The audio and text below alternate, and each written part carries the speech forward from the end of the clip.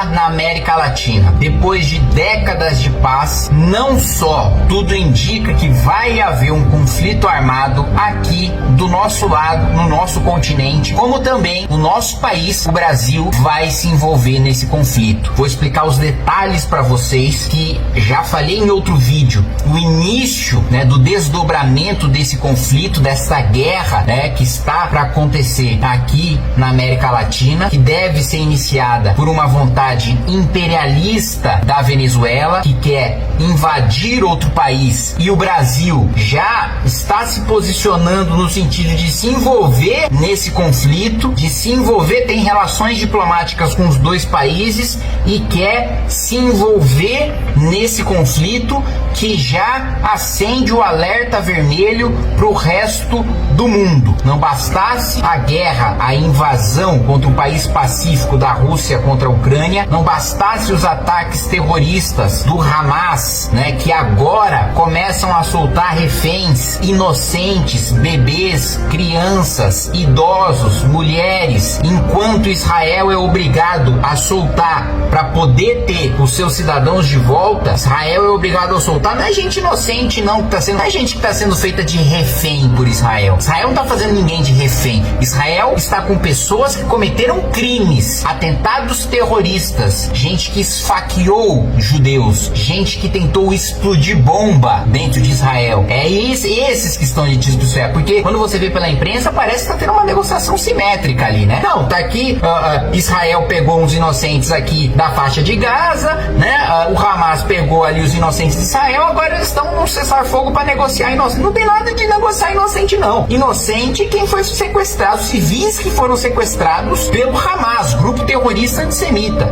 Israel mantém preso quem é criminoso, quem é terrorista. E infelizmente tem que soltar essas pessoas para poder ter os seus civis inocentes de volta para casa. Infelizmente. Depois dessas tentou atenção em Taiwan, China provocando Taiwan a dar com pau, o Japão já esperto, dobrando o PIB, investimento em defesa, né, mudando a Constituição para poder ter forças armadas capazes de segurar uma guerra contra a China. Agora o conflito, a tensão geopolítica do mundo chega aqui à América Latina. E eu vou falar sobre isso logo depois que você se inscrever no canal, que você compartilhar esse vídeo com o máximo de pessoas possível, você deixar o seu like, fortalecer. Essa informação é importantíssima e está sendo pouquíssimo divulgada. Assim, a gente está, né, à beira de ter uma guerra no nosso continente, e a imprensa só vai deixar para noticiar quando ela já estiver acontecendo, porque assim, é absurdo isso não ter a devida cobertura como deveria ter dos veículos, né, de imprensa da grande mídia, né? Mas vamos lá, eu já expliquei para vocês no outro vídeo, se você não assistiu eu vou pedir pro editor colocar aí na tela o link, que a Venezuela, Nicolás Maduro, está chamando pela Assembleia. Vamos lembrar, a Venezuela é uma ditadura, Maduro domina a Suprema Corte, domina o parlamento, e por meio do seu parlamento dominado, ele propõe aí um plebiscito para decidir se a Venezuela invade e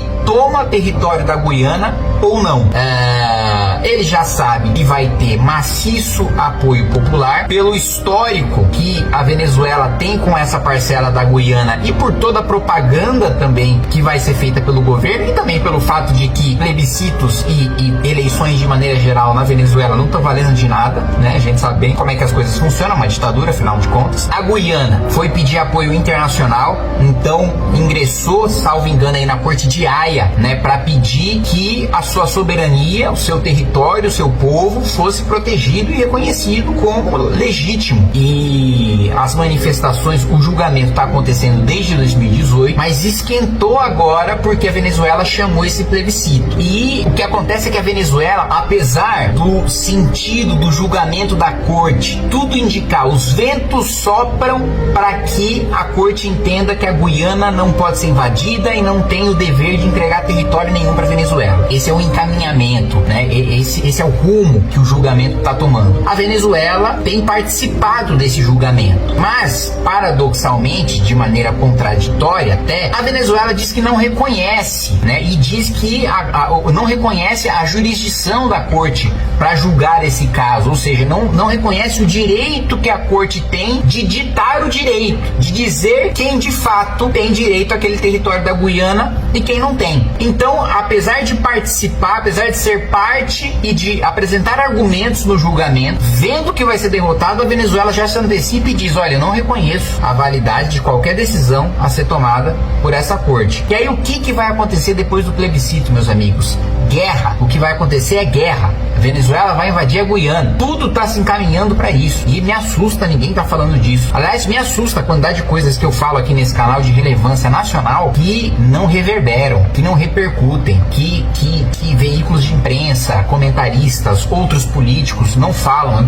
Eu fico assustado. Assim, a gente parece que se acostumou com um absurdo. Até com guerra aqui do lado, que pode nos afetar diretamente. Veja, a crise humanitária na Venezuela já gerou uma crise humanitária em Roraima. Agora imagina se tiver uma guerra aqui do lado, com dois países com os quais o Brasil tem relações diplomáticas. E aí já há uma movimentação do Itamaraty. O Itamaraty está tentando mediar esse conflito. O Itamaraty está tentando falar: o pessoal, não é uma boa ideia entrar em guerra aqui, mas assim, é muito difícil segurar a Venezuela. E eu duvido, mas duvido que o Lula vá se empenhar a sério em garantir a paz aqui no nosso continente, quando ele pode simplesmente se calar, se omitir, ou pior, apoiar e endossar as pretensões imperialistas de Nicolás Maduro de anexar parte do território da Guiana para a Venezuela, né? Aliás, a estratégia de inventar e de combater um inimigo externo imaginário é uma estratégia de ditadores totalitários muito denunciada, principalmente por George Orwell, né? Quem ainda não leu ou não assistiu 1984, Goldstein, né? O grande inimigo,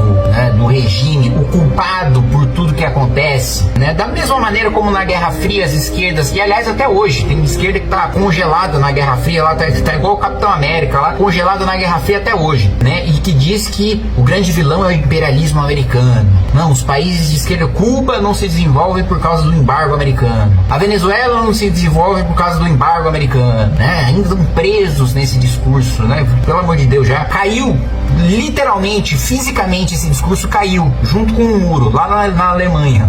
Esse discurso caiu, literalmente caiu, fisicamente ele caiu, mas tem gente que continua utilizando, a culpa é dos Estados Unidos. Então eu duvido que o Lula vai se empenhar e vai chegar no Maduro e vai falar: ó, não faz isso, tal, segura, porque uma guerra aqui no continente é a pior coisa que pode acontecer. Assim, já não tá boa a situação aqui, a Argentina tá indo pro buraco, Venezuela já tá no buraco, né, o Brasil indo pro buraco, você ainda vai criar uma guerra aqui. Pô, um estadista com certeza estaria focado em evitar uma guerra aqui. Agora, eu acredito sim que muitos diplomatas do Itamaraty, que tem muita gente séria e bem formada, esteja trabalhando para tentar ali algum tipo de negociação, algum tipo de mediação. Agora, que o Lula esteja empenhado pela paz, ou que ele vai bater de frente contra Nicolás Maduro nessa pretensão autoritária, e olha que precedente horroroso a gente criar na América Latina, que durante as últimas décadas, né, foi um local pacífico, né, foi um local que guerra era uma realidade muito distante, ainda é hoje uma realidade distante, coisas que a gente vê, boa, guerra tá acontecendo lá no Oriente Médio, guerra tá acontecendo lá na Europa, aqui não. Criar esse histórico, criar esse precedente, nosso péssimo pro nosso país. Então, eu quero deixar esse alerta aqui para vocês, porque logo depois desse plebiscito pode estourar guerra a qualquer momento, e isso,